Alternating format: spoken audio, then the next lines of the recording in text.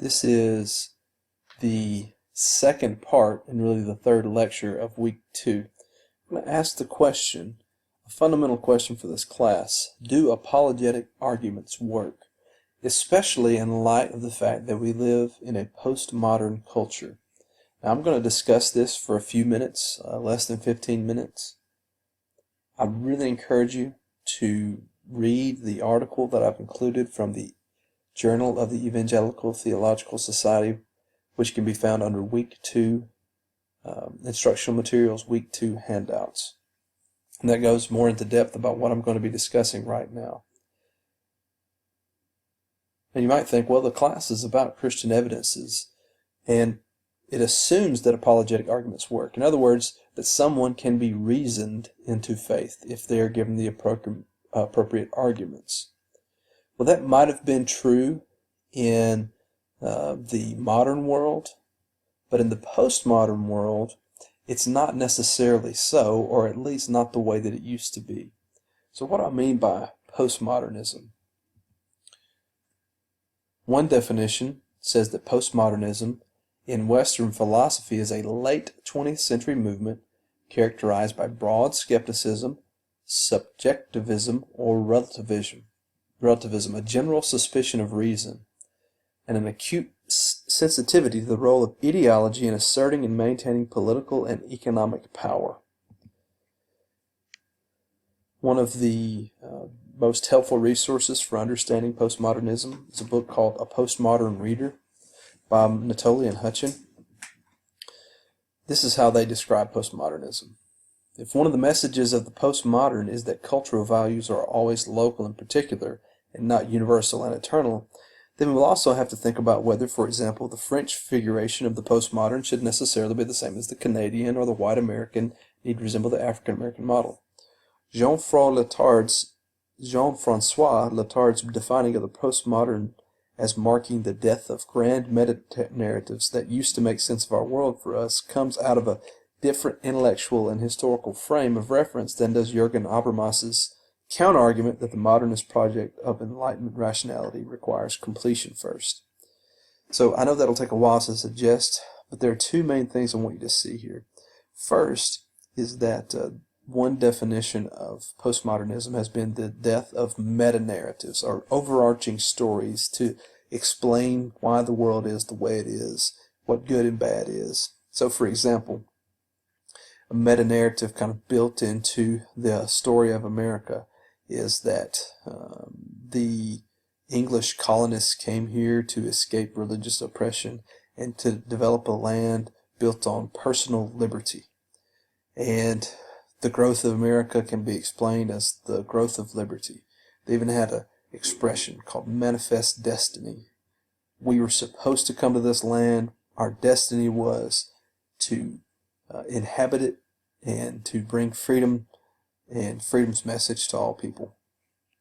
Now, that's a great modernist explanation of America. But a postmodern explanation might also say there's a lot of illiberal thought in that. So, for instance, if you were a Native American, you would not view this as some great manifest destiny. You would not view it as bringing freedom to you. If you were a slave, you didn't see this freedom. You didn't see this great land of opportunity. All you saw was oppression and forced labor. So you can see that in a postmodern turn, we're more skeptical of the big narratives. My favorite example of this is in the person of Andrew Jackson, who was, up until at least the 1960s, considered an American hero in many ways, especially in the South, but not just the South. So he was, of course, an original Democrat, and he was quoted by Democrats like FDR and even John F. Kennedy as being a great president. But somewhere after the 1960s, especially into the 70s and 80s, people began to question whether or not he was someone we should look up to because of his role, especially in the cleansing of the Native Americans from the East, what's called the Trail of Tears, and also the fact that he owned slaves. And so Andrew Jackson is no longer allowed to be one of our heroes. And just this past few weeks, it has been decided he's going to be taken off the $20 bill and replaced with someone much less objectionable to the postmodern mind, Harriet Tubman. Now, I don't want to get into the politics of that. I just want to point out the change in our culture. And what that means is a lot of the old heroes of the past can no longer be heroes because they have some part of their past that is unacceptable in our times. So the death of grand narratives indicates that we are in a postmodern world. On the other hand, and this is Jürgen Habermas's point, it might not be accurate to label this as fundamentally different than the modern world, but that we're just in the late modern world. The modern world was built on the idea that there can be objective truth discovered. And so all of science, good science, is built on this fact. The assumption that we can run experiments and through the use of deductive reasoning come to what the truth is. All of modern medicine is built on this. All of mechanical engineering, so many of the things that we consider to be part of the modern world are based on the assumption that there is truth and that it can be discovered. Postmodernism challenges this idea, but most of our lives still assume that 2 + 2 = 4 and that we need objective truth to have scientific advancements. So it's debatable whether or not we're technically in a truly postmodern period or in a late modern period that is more skeptical and cynical about its past. So if I were to group human history into 3 great epochs, I would do it in the pre-modern, modern, and postmodern. You can see this table on the handout that I provided, so I'm not going to go through all of it now, but what it does is kind of show how the nature of societies has changed throughout these different periods. So in the pre-modern world, so before the Enlightenment, before the Industrial Revolution, so before, especially, we might pick the year 1700, although we could debate on when exactly the modern period began. You can be sure that the vast majority of humanity worked in agriculture in some way, that the idea of nation states was really just beginning to emerge, that most people lived in tribal or feudal worlds, and that the world changed very slowly. Whereas in the modern period, you had the development of the factory and mass production, you had the growth of cities as people came to work, and life began to change more quickly, and it changed in a linear fashion. What that means is that you could trace pretty quickly the development of factories and production and how life changed. But in the postmodern period, we've moved away from the factory to the office setting. And instead of having a nation-state mentality, we have more of a global mentality. And time changes quickly. Life changes quickly. Again, this table will be provided in your handout, so you don't have to try to digest it all right now, but I want you to see that the changes in humanity are demonstrated in many ways. If the way people understood the world, so their epistemology, which talks about the way people think and understand things, was mysticism or faith in the pre-modern world, and that means that most of the events that happened would be attributed by pre-modern people to some kind of supernatural cause, whether it be the gods or the one God. So imagine you're a farmer in the year 1000, and you have a barn, have your hay inside the barn, and lightning strikes it. Why did that happen? Well, probably in the pre-modern times, your first assumption would be because God is upset with you, or God is trying to tell you something. But in the modern period, where experience and reason, or the objective viewpoint, began to take shape, you might explain it simply as this is the result of laws of nature. We can understand that lightning develops when cold weather front and warm weather fronts collide. And so you can get a perfectly reasonable scientific explanation. Now, you don't know exactly where lightning is going to strike, but it strikes, and you don't have to appeal to the supernatural at all.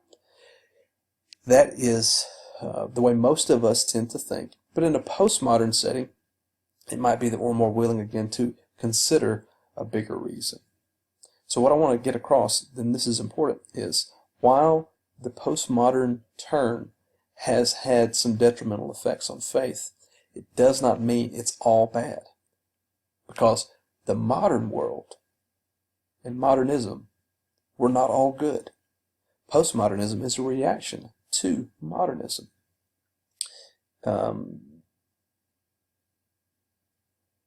In the pre-modern period, most people would have viewed human nature as something to be skeptical about.